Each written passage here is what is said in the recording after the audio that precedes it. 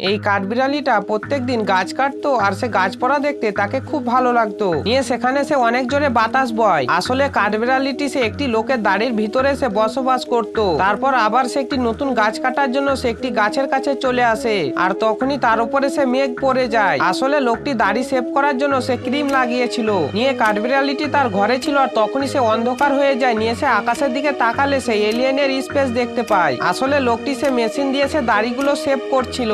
তারপর কাঠবিড়ালিটি তার বাড়িটি সে হারিয়ে ফেলে। নিয়ে সে দাড়ির এপার থেকে ওপারে চলে যায়, আরেকটি সে ঘর খুঁজে পায়। নিয়ে বসে বসে কাঠ খেতে যাচ্ছিল, আর তখনই সবকিছু যেন কাঁপতে শুরু করে। আসলে লোকটি সে বেরাস করছিল। তারপর তার জঙ্গলের মধ্যে অনেক জোরে তুফান চলে আসে। আসলে লোকটি সে চিরুনি দিয়ে তার দাড়িগুলো ঠিক করছিল। তারপর কাঠবিড়ালি একটি গাছের গোড়াতে সে লুকিয়ে থাকে। নিয়ে লোকটি সে ব্রাশ করে, তখন সে তার দাড়ির মধ্যে অনেক ফেনা পড়ে যায়। আর সে এদিকে সে খুব খুশি মনে সে কাঠ কাটছিল। নিয়ে সেখানে সে অনেক জোরে সুনামি চলে আসে আর তাকে ডুবিয়ে নিয়ে চলে যায়।